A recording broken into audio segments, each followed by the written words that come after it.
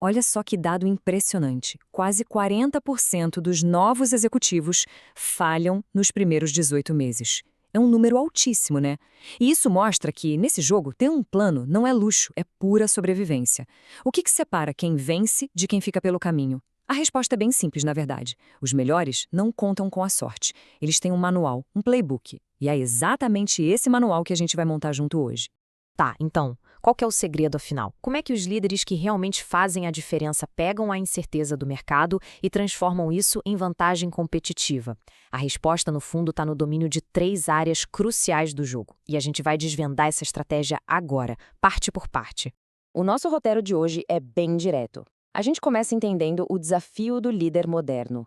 Depois, a gente mergulha em cada parte do manual, como dominar pessoas, processos e estratégia. E, para fechar, vamos juntar tudo isso. Bom, vamos lá. Todo bom plano começa com um diagnóstico claro do problema, certo? Então, antes de falar de solução, a gente precisa entender direitinho quais são os desafios que todo líder moderno encara hoje em dia. E os desafios são esses aqui, ó. São os verdadeiros vilões do crescimento de qualquer empresa. Equipe desengajada, isso acaba com a produtividade. Processo que não funciona é dinheiro indo pelo ralo. Concorrência agressiva em um mercado que muda toda hora. Pois é, o manual que a gente está construindo aqui é exatamente para dar uma resposta prática para cada um desses pontos e transformar esses problemas em oportunidades.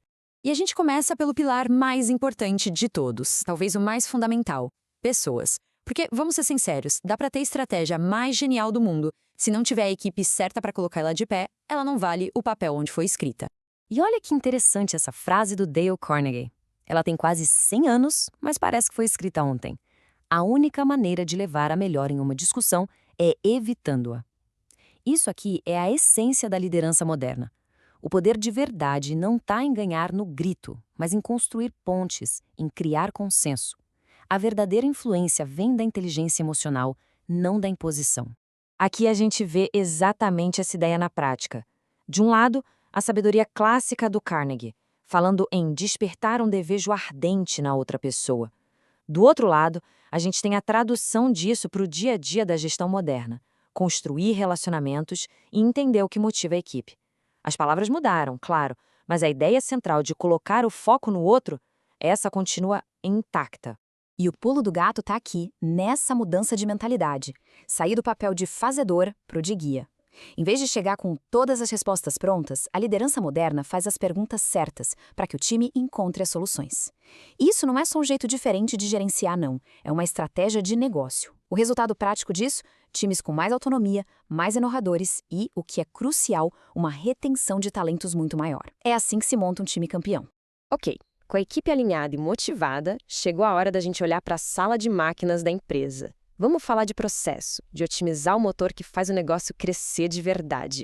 Essas engrenagens são a metáfora perfeita. Pensa bem, nas operações de uma empresa, está tudo conectado. Uma falha em vendas impacta a produção. Um gargalo na produção afeta o cliente lá na ponta.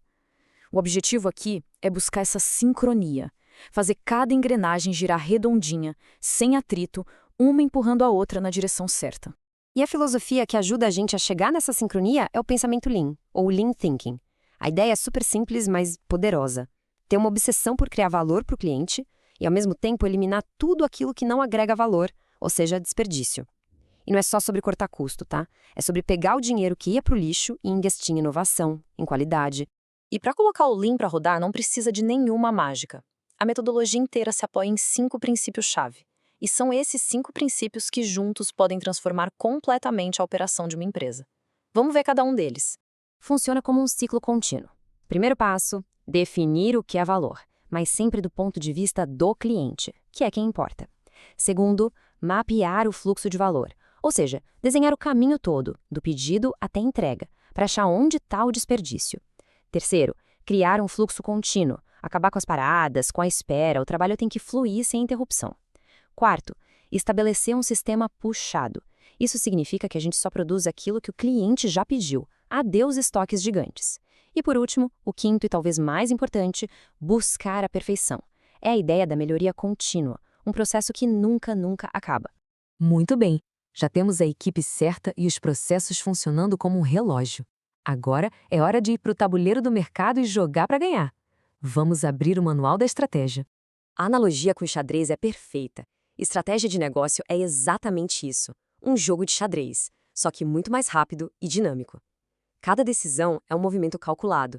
É preciso pensar várias jogadas à frente, antecipar o que a concorrência vai fazer e saber a hora certa de atacar e a hora certa de defender. E no xadrez, quem ganha não é quem tem a peça mais forte isolada, mas quem consegue coordenar melhor todas as peças. A rainha, a torre, os peões, cada um tem sua função, seu propósito. A mesma lógica vale para os recursos de uma empresa. A grande questão é: será que a gente conhece o real valor e o potencial de cada peça que temos no nosso tabuleiro? Vamos traduzir isso para o mundo real. Quem é a rainha no negócio? Aquele produto ou aquele talento que tem um impacto gigantesco e muda o jogo. E as torres? Aquelas áreas operacionais que são a base sólida da empresa. E os peões? A linha de frente que conquista o mercado no dia a dia. Pensar estrategicamente começa por entender o papel e o valor de cada uma dessas peças. E hoje em dia, esse jogo clássico ganhou um upgrade. A tecnologia, com inteligência artificial e análise de dados, entra em campo para turbinar a estratégia. Já não é mais coisa de filme de ficção.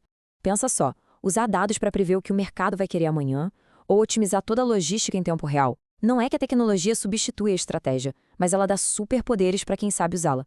Chegamos agora na parte mais importante, a integração. É aqui que muita gente boa se perde, e onde os líderes de elite realmente se diferenciam. Porque não adianta nada ter os 3 manuais. A verdadeira mágica acontece quando eles funcionam juntos, em harmonia. E a lógica é essa. Olha que simples. Uma estratégia genial. Só é genial se tiver gente boa para executar. E essa gente boa só consegue ser eficaz se os processos ajudarem e não atrapalharem. É uma corrente. Se um elo quebra, já era. A liderança de elite entende isso perfeitamente. Eles não olham para pessoas, processos e estratégia como caixinhas separadas. Eles integram tudo para criar uma máquina de resultados. Uma vantagem competitiva que é muito, mas muito difícil de ser copiada. E para fechar, fica a pergunta-chave para reflexão. Olhando para o tabuleiro do negócio hoje, pessoas, processos ou estratégia, onde precisa estar o foco agora? Qual é o primeiro movimento que um líder precisa fazer para garantir a vitória lá na frente? A resposta para essa pergunta? Bom, aí é o começo da jornada para dominar de vez esse jogo.